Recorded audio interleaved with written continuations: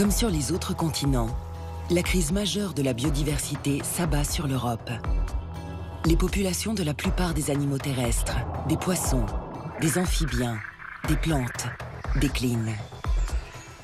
Mais le continent connaît aussi une évolution unique. Depuis les années 50, la conservation de la grande faune a permis son retour. 17 000 ours vivent dans 22 pays. Il y a désormais 2 fois plus de loups en Europe qu'aux États-Unis. Des scientifiques, des protecteurs de l'environnement, ont décidé d'accélérer ce mouvement et d'aller encore plus loin. On constate un retour de la faune sauvage en Europe, mais à un niveau extrêmement faible si on compare au passé. Les densités d'animaux en Europe devaient ressembler à ce que l'on peut voir aujourd'hui dans les réserves africaines. Leur objectif, retrouver une nature sauvage sur le continent européen. Leur moyen, le rewilding, littéralement réensauvagement.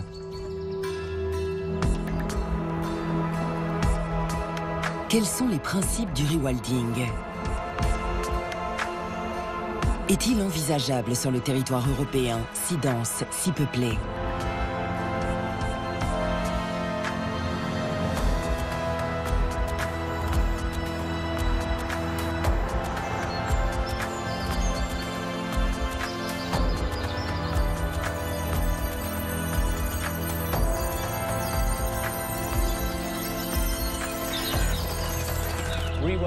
Le rewilding a émergé ces 20 dernières années comme un nouveau paradigme de la conservation de la nature. Cette idée est apparue dans différentes parties du monde et de différentes manières. Elle fait l'objet de beaucoup de débats, d'espoirs et d'attentes. Le rewilding souhaite recréer des écosystèmes plus riches. Il repose essentiellement sur la réintroduction de grands animaux comme les bisons ou les ours. Mais le but n'est pas seulement d'éviter l'extinction de ces espèces.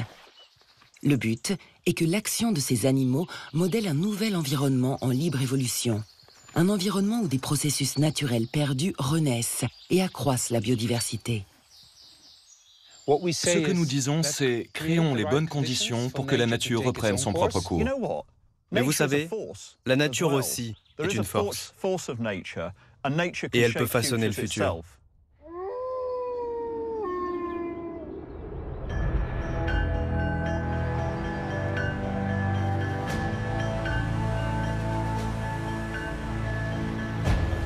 Avant d'essaimer en Europe, le rewilding est né aux États-Unis dans les années 90.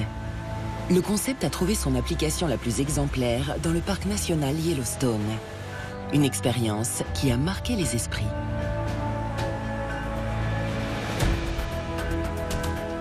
La réintroduction des loups, éradiqués dans les années 20, a entraîné une transformation à grande échelle d'un écosystème alors asphyxié. Jusqu'à cette réintroduction, les cervidés, sans prédateurs, exerçaient une pression trop forte sur la végétation. Mais une fois de retour, les loups chassent ces cervidés qui modifient leur déplacement. Ils ne mangent plus autant les pousses de tremble et de saule dans les zones où ils sont vulnérables. Ces arbres peuvent donc se développer de nouveau le long de la rivière. Les castors qui les apprécient reviennent, créent des étangs et des marais. Les poissons, les amphibiens, les insectes, les oiseaux se multiplient. Une seule espèce serait donc capable d'entraîner des réactions en chaîne d'une telle ampleur qu'un écosystème entier peut s'en trouver profondément modifié et enrichi.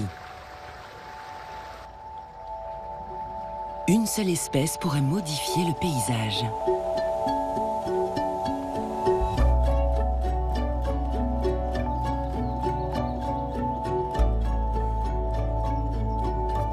Les loups auraient-ils ce potentiel en Europe?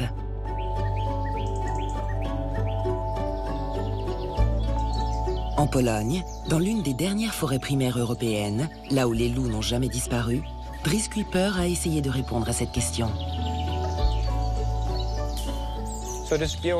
La forêt de Białowieża est un cas à part en Europe, car il n'y a eu aucune activité forestière, ni de gestion d'ongulés, depuis presque 100 ans. Ce qui veut dire que cette forêt a été structurée par des facteurs naturels, ce qui est assez unique en Europe. En plus de cela, nous avons ici un écosystème quasi complet. Il y a des grands prédateurs. On y trouve des lynx, des loups et aussi des grands herbivores avec 5 espèces différentes: bisons, élans, cerfs, chevreuils et sangliers. C'est un écosystème vraiment complet.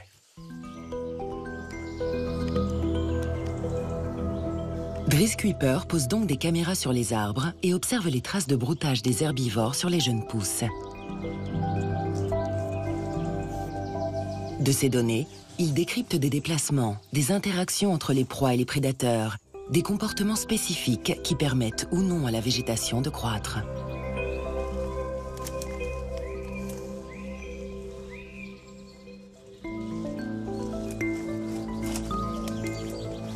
Voilà un très bel exemple du fonctionnement écologique de cet espace naturel. Ici, voici un arbre mort. Ce genre d'obstacle va faire peur aux cerfs, car il entrave leur champ de vision. Ils ne peuvent pas voir si un loup se cache derrière, et l'arbre réduit aussi leur possibilité de fuir. Du coup, les cerfs vont avoir tendance à éviter ce type d'endroit. Ils préfèrent contourner ces lieux. Et s'ils s'y trouvent, ils vont être en alerte, beaucoup plus vigilants. Ils vont surveiller les alentours et être particulièrement farouches, si on peut dire. Le résultat, c'est que l'on peut constater une réelle diminution du broutage dans ces zones. Là, par exemple, on a un érable, un arbre qui est brouté. Toutes les branches du haut ont été mangées par les cerfs.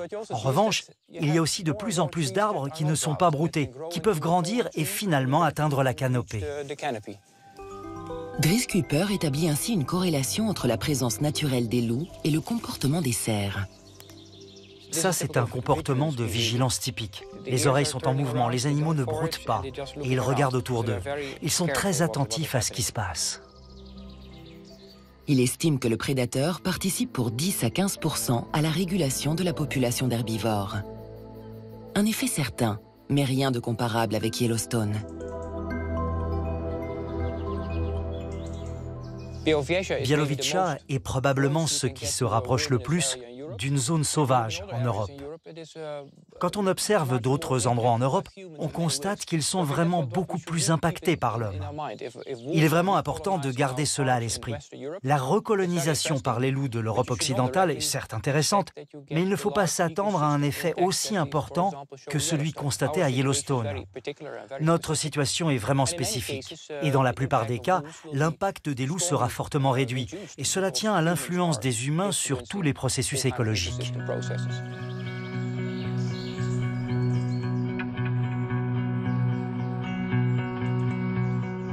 La différence entre Białowieża et Yellowstone tient en partie à leur surface.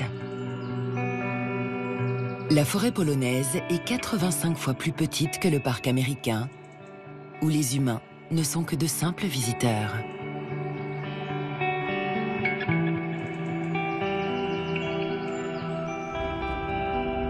Mais en Europe, entre l'agriculture, la gestion des forêts et l'urbanisation, les humains sont présents partout. Et les espaces considérés comme sauvages y sont rares. Ces espaces sauvages se trouvent essentiellement dans le nord de la Scandinavie, dans les parties montagneuses et semi-montagneuses du continent, un peu dans la péninsule ibérique, les Balkans, les Carpates. La réintroduction de grands animaux permettrait ainsi de retrouver un état de la nature disparu sur notre continent. Pour autant, est-ce possible? Et comment?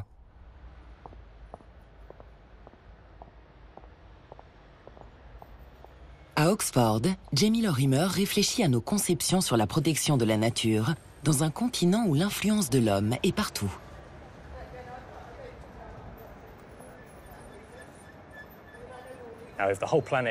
Si toute notre planète porte la signature des humains, alors où commence la conservation? Quelles sont les priorités si tout est influencé par l'humanité?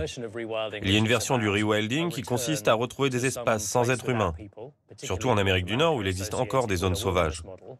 Mais je crois que dans le contexte européen, où les paysages sont gérés par l'homme de très longue date, le rewilding propose une vision nouvelle de la conservation de la nature.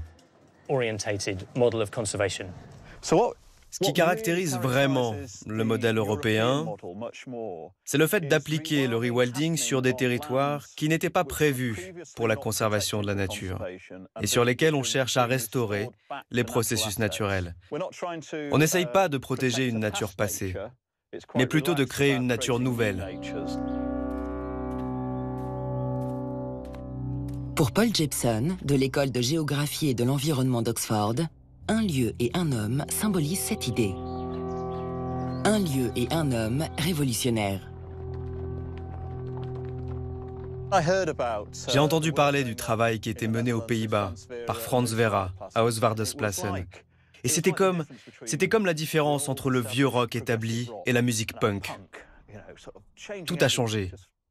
Il y avait une sorte d'énergie, une vision qui a bouleversé la façon de voir les choses.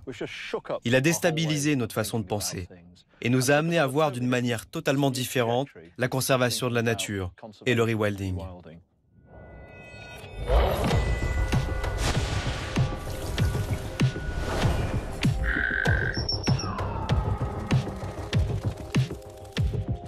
Oostvaardersplassen, un polder de 5600 hectares aux Pays-Bas. Un paysage et une densité de faune rappelant presque le parc national du Serengeti en Tanzanie.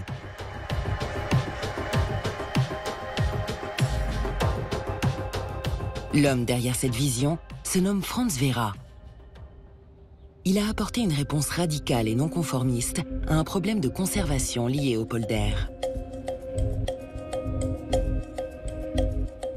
Le polder est créé en 1968 au cœur des Pays-Bas, le pays le plus densément peuplé d'Europe. Un marais s'y forme, rapidement colonisé par les roseaux. Des oiseaux s'installent, mais cet espace est condamné à s'appauvrir en raison de la prolifération de ces plantes. Franz Vera s'aperçoit alors que les oies, en mangeant les roseaux, gardent l'espace ouvert. Une révélation. C'était un changement de paradigme. Je suis un écologiste et j'ai appris à l'université l'ancien paradigme. Les animaux herbivores suivent toujours la succession végétale. Le résultat, c'est que tout espace où les arbres peuvent pousser deviendra une forêt fermée. Cette théorie affirme donc que toute l'Europe était recouverte de forêts. Ce qui se passe ici, c'est que les oies cendrées ont prouvé que les herbivores pouvaient influencer l'évolution végétale et éviter la formation des forêts. D'une manière générale, on considérait que l'Europe était une immense forêt fermée avant l'apparition de l'agriculture, avant que l'homme n'influe sur son environnement. Cette théorie impliquait donc que les herbivores soient incapables de façonner un paysage. Ils s'adaptent à celui-ci.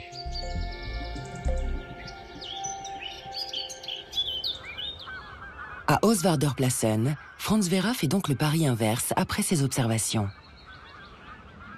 Pour que la zone adjacente au marais ne soit donc pas envahie d'arbres ou d'arbustes, il propose de laisser des troupeaux d'herbivores en liberté, sans nourriture supplémentaire.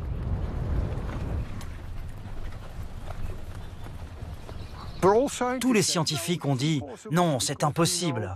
Car avant, en Europe, il y avait des aurochs, des cerfs, des élans, des bisons, des tarpans. Et puis, toute l'Europe était recouverte de forêts denses. Oostvaardersplassen devient alors une sorte de laboratoire dans un espace fermé. Les aurochs ou les chevaux tarpans ayant disparu, Franz Vera choisit des espèces actuelles comme substituts. 20 chevaux coniques, 32 vaches eques, 40 cerfs. Ces animaux sont complémentaires.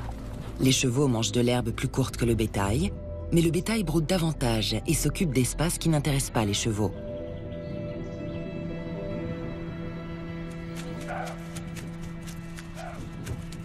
D'une centaine d'animaux initialement, ce peuplement d'herbivores atteint aujourd'hui des maximums de 5000 têtes. On observe des troupeaux dont la taille paraissait impossible en Europe. Cette population est régulée par la quantité de végétaux disponibles et la rigueur des hivers. Le nombre d'herbivores peut alors diminuer d'environ 30%, voire 60% lorsqu'il est très rigoureux. Cette dynamique de la population des ongulés influence celle des plantes, des insectes et des oiseaux.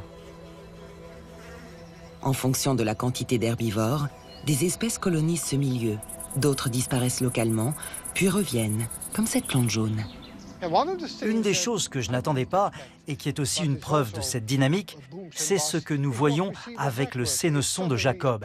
Il est apparu soudainement, et maintenant il s'étend de l'est vers l'ouest de la zone.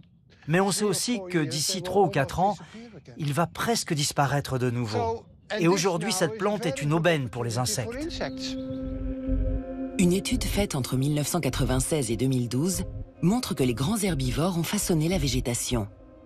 Sans eux, les roseaux en orange sur la carte, les herbes hautes en rose, les arbustes en marron auraient envahi l'espace. Aux côtés du marais, les herbivores ont ainsi créé et maintenu une prairie en vert et influencé les dynamiques de ce territoire. Ce sont eux qui gèrent. On peut imaginer d'immenses territoires qui autrement devraient être gérés par les humains et qui coûteraient énormément d'argent. C'est aussi au cœur des débats dans notre cas. Certaines personnes disaient qu'il n'était pas possible de protéger cette zone car elle est trop grande et que ce serait trop cher. Mais ces animaux-là, ils ne coûtent rien. Le principal enseignement d'Oostvaardersplassen, c'est « Les grands animaux herbivores dirigent l'évolution végétale ». Ils sont les architectes du paysage. Ces observations sur les herbivores influencent largement les réflexions et surtout la mise en pratique du rewilding en Europe.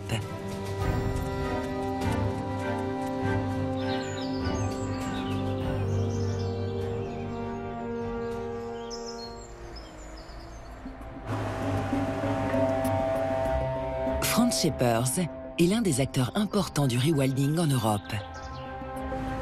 Il attend ce camion qui a parcouru 2000 km depuis Berlin. Les 15 derniers sont éprouvants.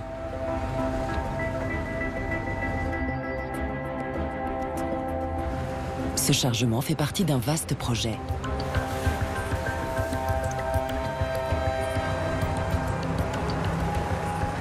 Depuis 2014, Franz Schepers relâche des bisons issus de zoos de réserve dans le sud des Carpates. Il s'agit du plus important programme de réintroduction de bisons sur le continent. Le plus gros animal terrestre d'Europe est une espèce emblématique du rewilding. L'objectif est de constituer une population viable de bisons sauvages en liberté. Si on regarde l'état actuel des populations de bisons, il doit y avoir environ 5000 individus, peut-être un peu plus, qui vivent à l'état sauvage en Europe.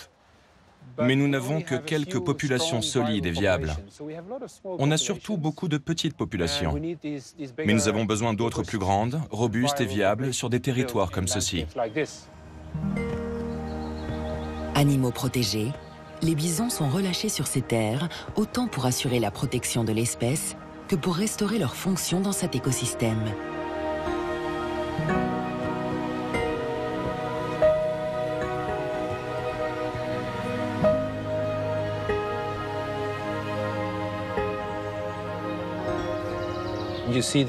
Vous voyez celui-ci? Il est vraiment resté dans la forêt. On peut voir ses déplacements. Lorsque le troupeau augmente, les animaux explorent des nouvelles zones. Ils cherchent de nouveaux endroits, une meilleure nourriture selon la saison. Durant l'été, ils restent dans des espaces ouverts. Ils aiment manger de l'herbe. Pendant l'hiver, par contre, il y a moins d'herbe et ils sont obligés de chercher d'autres formes de nourriture. Ils vont exploiter l'écorce des arbres, des branchages. Ils ont beaucoup plus d'impact sur la végétation. Le bison agit fortement sur son environnement. Grâce à sa taille et son poids, il brise les branches basses et les arbustes en marchant. Il est capable d'atteindre les branches et les écorces à plus de 2 mètres de hauteur et de manger les parties ligneuses des arbres. Sa présence permet ainsi de créer des trouées, voire des clairières dans le milieu boisé. La lumière pénètre et permet ainsi la prospérité de nombreuses plantes, donc de nombreuses espèces animales. Ses fonctions dans les écosystèmes ont été perdues au cours de l'histoire. Tué, chassé par les hommes, le bison a disparu des monts Tarkou au XVIIIe siècle. En Europe, on compte désormais 5000 bisons, aussi peu nombreux que les rhinocéros noirs en Afrique.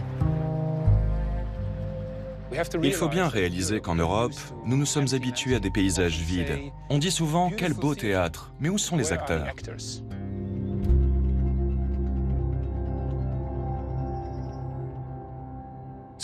En Europe, nous avons tous grandi dans un paysage de terres cultivées. Nous gérons tout, et nous pensons que si les terres ne sont pas gérées et contrôlées, cela ne marche pas, ou même que c'est problématique. Je crois que c'est une mauvaise analyse. L'Europe est le seul continent dans le monde où les gens associent la conservation à des paysages contrôlés.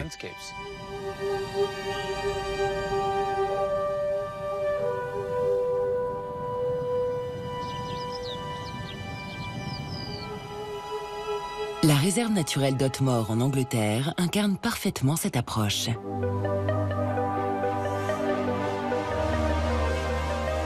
Cette manière de protéger la nature en Europe, tout en la contrôlant, la façonnant, la maîtrisant.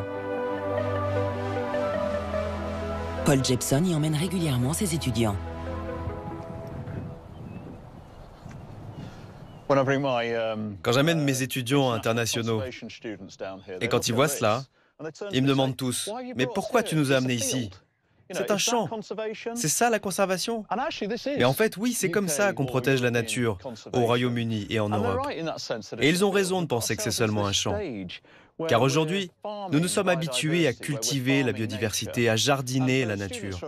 Et pour des étudiants qui viennent d'autres parties du monde, d'Amérique latine, d'Afrique, ils me disent « Mais ce n'est pas très excitant. On ne veut pas être des fermiers, nous. » Et ça pose une question importante. Qu'entendons-nous par conservation? Qu'est-ce que la protection de la nature? Cette approche traditionnelle de la protection de la nature en Europe consiste à identifier des espèces cibles à sauvegarder. À Otmore, une partie de la réserve a ainsi été pensée pour deux oiseaux en particulier, le chevalier gambette et le courlis cendré.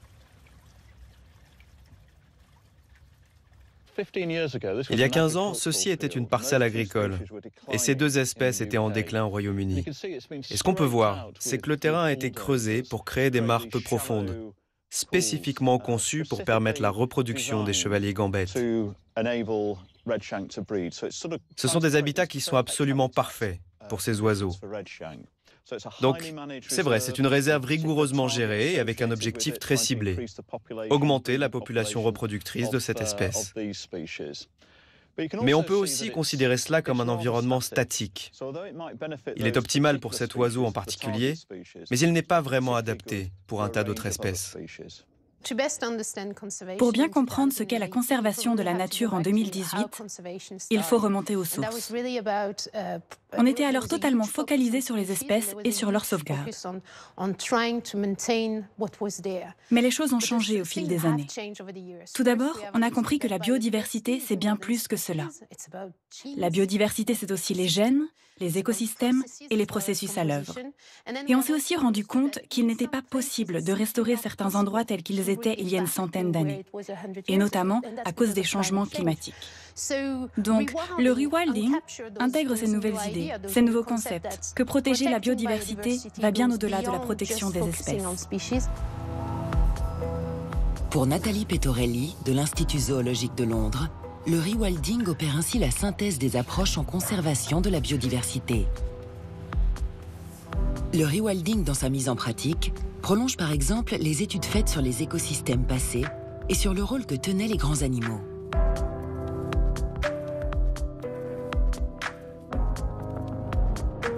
Ces études remettent en cause nos idées sur la nature européenne avant que l'homme ne la modifie. À quoi ressemblait cette Europe originelle ? Et les grands animaux étaient-ils les ingénieurs de ces paysages ?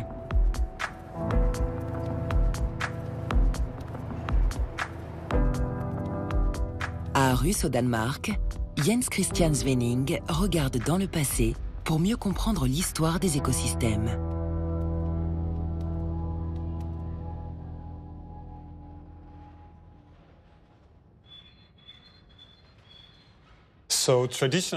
Traditionnellement, on pensait que le paysage européen, avant l'introduction de l'agriculture, était recouvert de forêts denses. La composition de ces paysages pré-agricoles a fait l'objet de grands débats dans la communauté scientifique. L'idée traditionnelle consiste à penser que les paysages d'Europe étaient densément boisés. Mais plus tard, cette idée a été remise en cause. Et il a même été suggéré que le paysage aurait pu ressembler à la savane. La recherche menée avec mon équipe montre qu'avant l'introduction de l'agriculture, les paysages étaient très variés. Il y avait des zones de forêt dense, mais aussi des zones semi-ouvertes et des prairies. Ces débats sont centraux dans la définition du rewilding et sa mise en œuvre. Ils remettent les grands animaux au cœur du paysage. Premièrement, il y a une prise de conscience croissante sur le fait que les grands animaux, tout en haut de la chaîne alimentaire, ont un rôle prépondérant dans la structure des écosystèmes. Deuxièmement, nous savons maintenant de plus en plus que les grands animaux étaient présents dans pratiquement tous les écosystèmes. La situation actuelle, à savoir des peuplements de grands mammifères très réduits, est rarissime sur l'échelle de temps de l'évolution.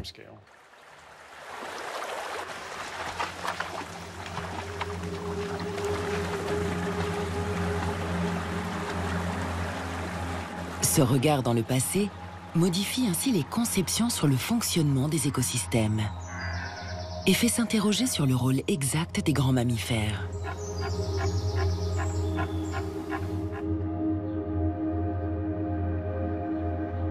Cet intérêt est assez récent.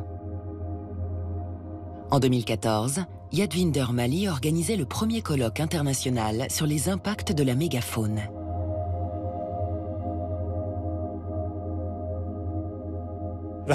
Toute l'écologie scientifique, que ce soit en Europe ou en Amérique du Nord, a été pensée pour des paysages sans mégafaune. Donc ce que nous pensons être des écosystèmes optimaux sont en fait souvent artificiels, car dépourvus des grands animaux qui les ont façonnés dans le passé. Dans un écosystème privé de mégafaune, un processus naturel de régénération demande normalement des dizaines d'années. En revanche, dans un écosystème riche en mégafaune, il peut prendre seulement quelques semaines.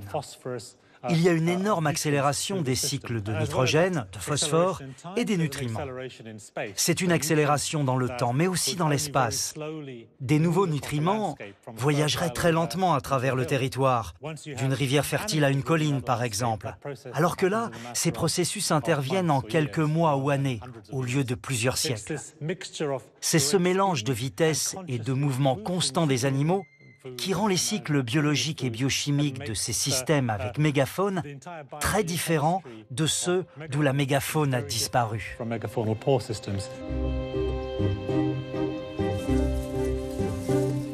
La mégafaune accélère donc les processus en œuvre dans un écosystème. Il les multiplie, favorise les dynamiques et la richesse de l'ensemble.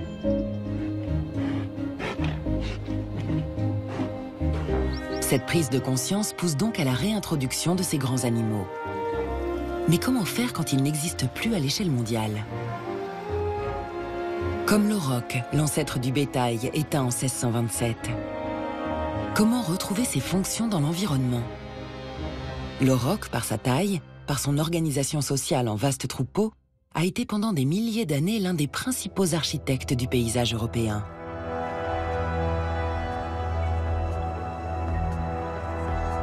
Certains souhaitent aujourd'hui lui redonner vie en utilisant ses descendants, des races de vaches domestiques. Ils sont très bien adaptés à ce terrain. Ça doit pas être toujours facile de distinguer un mâle d'une femelle. Oui, c'est vrai. Parfois, s'ils sont à l'ombre, et comme ils sont très foncés, voire noirs, on ne les distingue quasiment pas. Oui, je comprends. Ronald Godry visite la réserve de Faia Brava au Portugal, sur laquelle veille Eduardo Realinho au quotidien.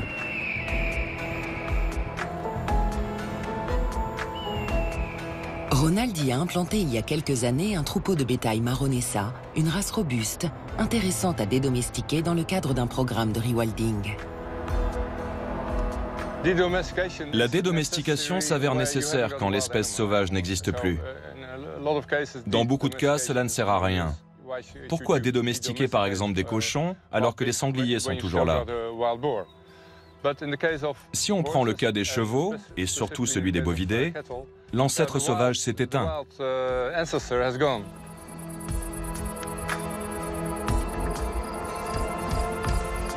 Ronald Godry veut donc recréer le roc.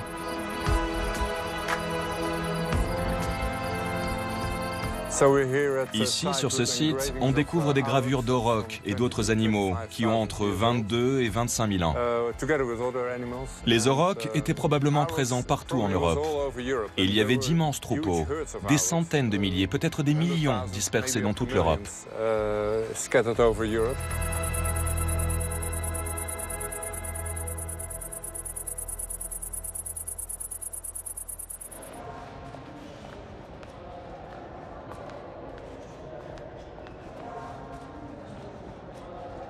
Pour arriver à ses fins, Ronald Godry croise différentes races de bétail.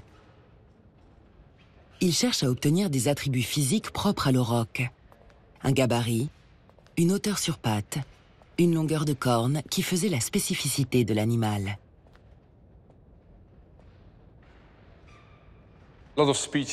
Beaucoup d'espèces se sont éteintes, mais pas l'auroch. L'espèce est partout. Il y a 1,2 milliard de vaches, de bovidés dans le monde. Donc l'ADN des aurochs est toujours là. Il est là dans les millions d'animaux à travers le monde, et en particulier chez certaines races qui n'ont pas été tant modifiées que ça par le processus de domestication.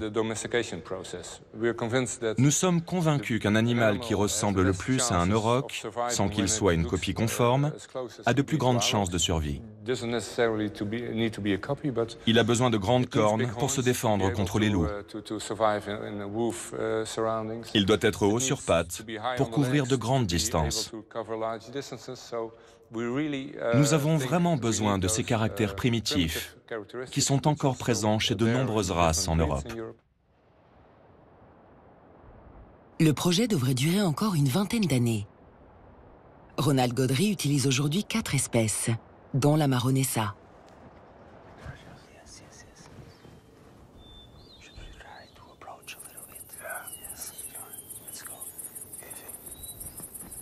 La Marronessa est une race portugaise déjà habituée à se protéger des loups. Regarde ça. Aucune peur. Ils ne se détournent pas, ils nous regardent. Ça change, hein? Une race adaptée à son environnement, toujours sur le qui-vive, agile, prête à se défendre. Elle est difficile à repérer dans les 1000 hectares de la réserve de Faia Brava.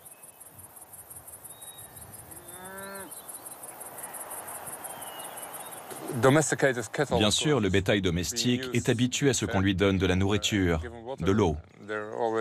Ils se trouvent toujours au même endroit. Ils ont les mêmes habitudes. Ici, les animaux doivent s'approprier eux-mêmes l'environnement, trouver la meilleure nourriture, se cacher lorsqu'ils sont en danger. On voit que d'une génération à l'autre, ils sont en train de changer leur comportement. Ils redeviennent de vrais animaux sauvages. Et même pour moi, c'est incroyable de constater que cela survient en quelques années. Je crois que c'est l'un des enjeux philosophiques posés par le rewilding. Nous avons une nouvelle compréhension de ces grands animaux et des technologies potentiellement incroyables. Alors pouvons-nous utiliser tout ça pour faire de l'Europe un lieu plus sauvage? Le rewilding nous permet de concevoir des animaux qui seraient entre ces deux extrémités que sont le domestique et le sauvage. On pourrait obtenir un animal dédomestiqué, mais qui comporte certaines propriétés d'un animal sauvage.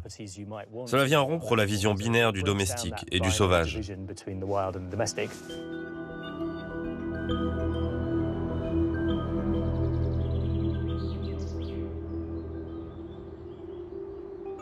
Cette nouvelle vision, qui rapproche le domestique et le sauvage, est au cœur d'un projet de rewilding dans le sud de la Grande-Bretagne.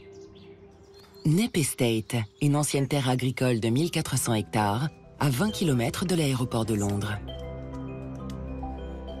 Depuis 2000, Sir Charles Burrell et Isabella Tree ont délaissé leur exploitation laitière pour mettre en œuvre un projet expérimental de réensauvagement subventionné en partie par l'État britannique.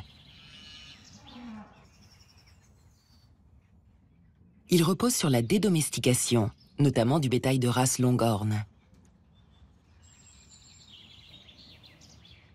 L'animal est libre, il n'a aucune nourriture supplémentaire. Certains animaux, trop faibles pour survivre à l'hiver, sont abattus et fournissent de la viande. Charles et Isabella redécouvrent leur comportement. Ici, nous essayons d'opérer un remplacement, de trouver un substitut à des animaux qui auraient vécu ici il y a 10 000 ans. On peut voir comment les vaches ont un impact sur le terrain.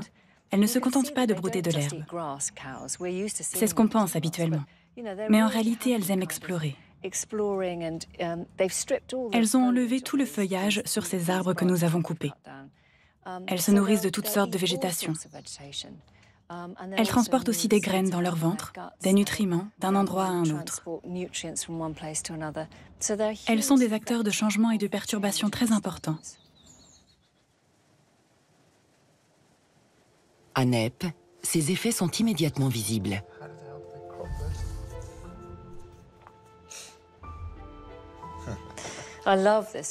J'adore celle-ci. On dirait un désert. Non? On a l'impression qu'il ne s'est rien passé. Et puis d'un coup, c'est le Serengeti. Ça, c'est en 2007. J'adore. Parce que si tu m'avais dit que la photo avait été prise au Kenya, je t'aurais cru. Sur leur terre, plus rien ne rappelle les parcelles bien ordonnées du Sussex, dont aiment se vanter les fermiers du comté. Mais Nepp est aussi particulier parce que c'est l'un des rares projets de rewilding où tout est recensé depuis les premiers jours. Mais regarde, c'est intéressant. Là, on a de l'érable, du frêne, du chêne, du chêne.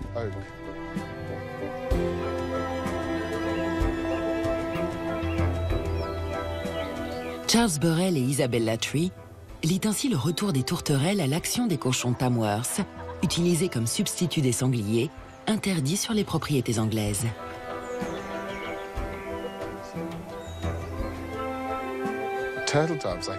Je pense que les tourterelles se nourrissent dans les zones creusées par nos cochons Tamworth.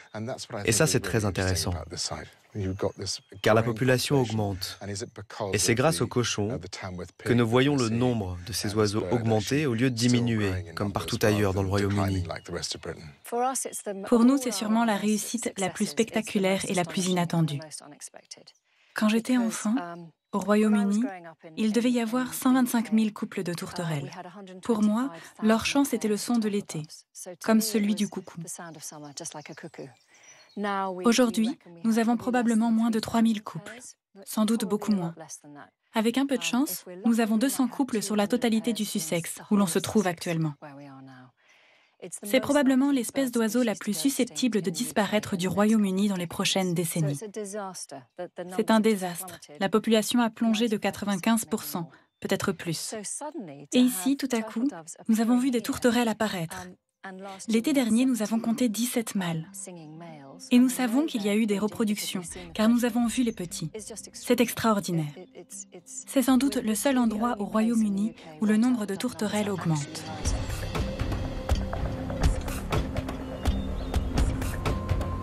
Les scientifiques s'intéressent désormais à tout ce qu'il se passe à Nepp.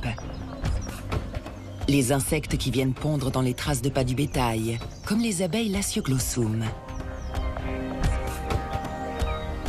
La terre qui est remuée par les animaux et permet à des saules hybrides de pousser. Ces saules produisant eux-mêmes une feuille unique qu'apprécie le grand Mars changeant. Sa population explose à Nepp comme nulle part ailleurs en Grande-Bretagne. Et c'est vrai pour beaucoup d'autres espèces.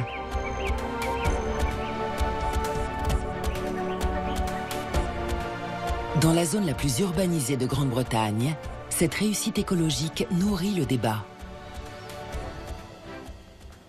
Le gouvernement actuel a présenté un plan environnemental sur 25 ans. Et NEP est mentionné dans ce document à titre de site exemplaire qui affiche des progrès notables. Au moins, cela va provoquer des débats intéressants.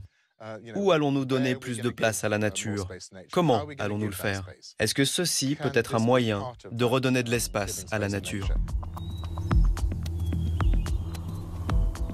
Aujourd'hui en Europe, les projets de rewilding se multiplient.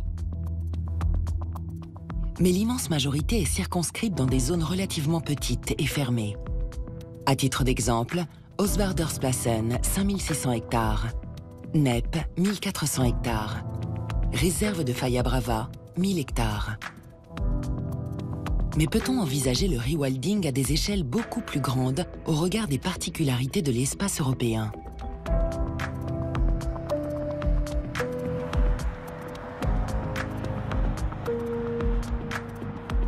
En 2016, Aurora Torres a étudié la fragmentation du continent. Pour comprendre comment cette fragmentation agit sur les espèces, elle a recensé les infrastructures routières et ferroviaires, puis déterminé les distances qui nous en séparent, quel que soit l'endroit où l'on se trouve.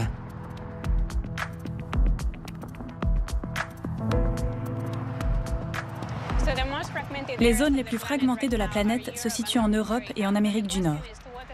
Mais la question est, à quel point? Il y a quelques années, avec un groupe de chercheurs, nous avons estimé la distance de n'importe quel point du continent à la route la plus proche. Nous avons découvert qu'un quart du territoire européen se trouve à une distance de 500 mètres de la route la plus proche. La moitié à 1,5 km et pratiquement tout le continent à moins de 9 km. Cela veut dire qu'il n'y a presque plus de zones reculées et qu'elles se trouvent toutes en Europe du Nord. De grands espaces dédiés à des projets de réensauvagement peuvent-ils naître au cœur de cette densité?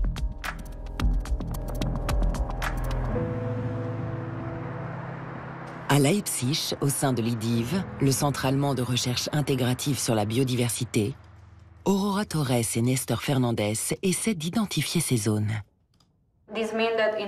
Ça signifie qu'à ce moment-là, ces zones étaient encore adaptées. Mais maintenant, elles sont peut-être fortement dégradées et donc inadaptées au retour de ces espèces. En réalité, en termes de couverture végétale, elles sont adaptées. Une évolution majeure du territoire européen guide leurs recherches. Un aspect important de notre travail est de prévoir, à l'échelle européenne, à quels endroits des terres seront abandonnées à l'avenir.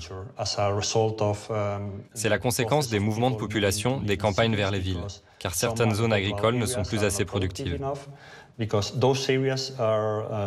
Ces zones sont adaptées à des programmes de restauration et de rewilding.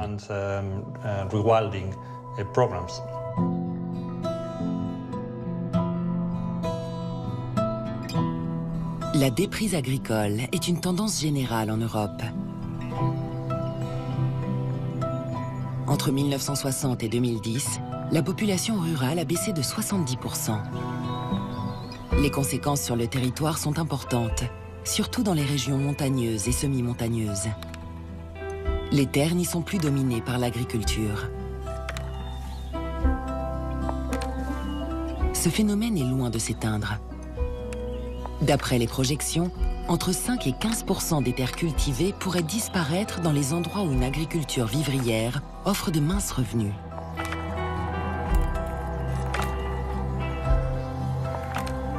Ce qui représente 30 millions d'hectares, 300 000 km², la taille de l'Italie.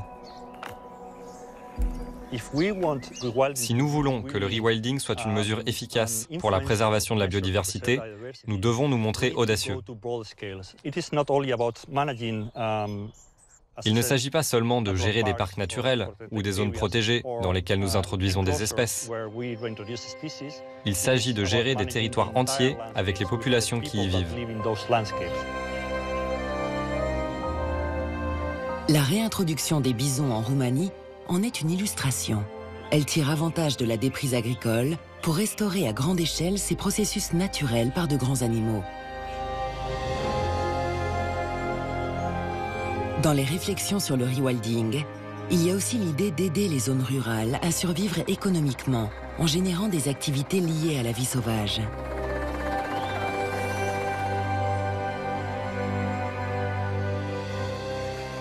L'ancien maire d'Arménis a ainsi accepté la réintroduction des bisons sur son territoire pour cette raison. Petru Vela a répondu favorablement aux propositions de Franz Schepers et de son organisation Rewilding Europe, là où d'autres ont refusé. Nous faisons une sélection minutieuse des zones de rewilding où nous pourrions travailler en se basant sur des candidatures. Il ne s'agit pas d'imposer quoi que ce soit aux gens et d'essayer de les convaincre, mais plutôt l'inverse. Ce doit être déterminé par la demande. Il est très important que ces initiatives soient portées et gérées localement. Nous avons un rôle de soutien. L'idée première a été de se dire que dès que nous aurions des bisons sur le territoire d'Arménis, alors la commune ferait parler d'elle. Et qu'à partir de là, nous pourrions développer la région du point de vue touristique.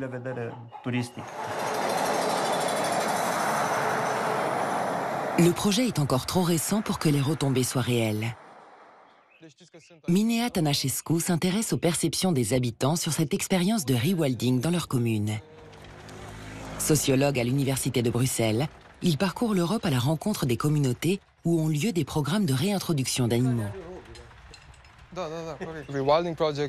Les projets de rewilding sont souvent présentés comme des nouvelles ressources économiques pour des territoires ruraux abandonnés. Et à mon sens, il est aussi important que l'aspect écologique, pour que les communautés ne se sentent pas délaissées. Créer une nouvelle économie, basée sur le rewilding, est néanmoins très difficile. Les communautés humaines, surtout en Europe, se sont développées économiquement en exploitant les ressources du territoire. Là, on propose quelque chose de très différent, et sa réalisation n'est pas évidente. Un autre aspect est aussi important, celui de la cohabitation entre l'homme et l'animal, celui du conflit. Mattei a vu les bisons venir sur sa propriété.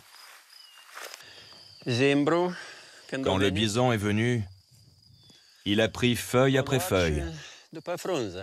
Et puis il a pris cette feuille, et encore cette feuille, et il a poussé l'arbre, jusqu'à ce qu'il le renverse.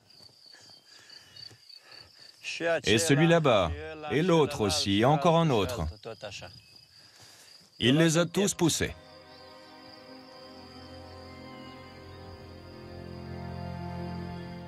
Le niveau de tolérance des habitants à la faune sauvage est directement lié à l'ancienneté de cette coexistence. Par exemple, dans les communautés rurales des Carpates du Sud, on a toujours vécu avec les ours et les loups. Par conséquent, les conflits qui peuvent être provoqués par cette cohabitation sont gérés assez naturellement au niveau local. Il est certain qu'il sera plus difficile de faire accepter le retour de la grande faune dans des zones où celle-ci a disparu.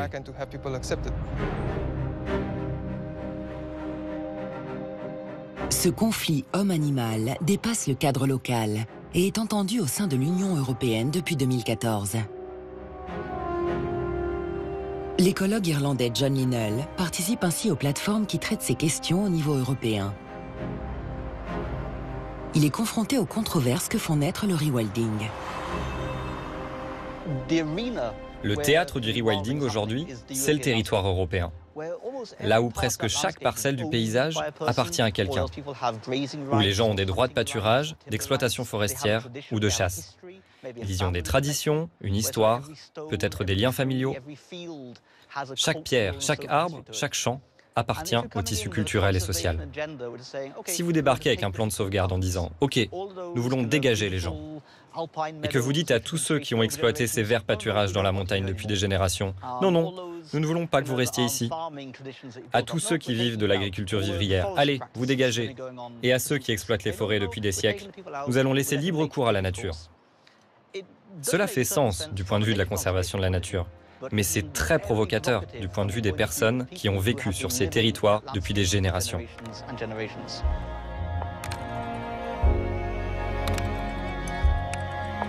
Ces bisons qui se roulent dans les champs résument les problématiques que pose le rewilding. À l'échelle du continent, sommes-nous prêts à cohabiter avec ces animaux et l'ensemble des formes de vie qui nous entourent ? à remettre en cause des paysages et des pratiques qui façonnent l'Europe depuis des siècles, en acceptant la libre évolution de certains écosystèmes. Le rewilding est une approche encore récente. Elle cherche ses réponses dans des expériences empiriques et variées sur l'ensemble du continent. Et aujourd'hui, les controverses que le rewilding fait naître ne semblent pas tant être écologiques qu'éthiques, sociétales, politiques.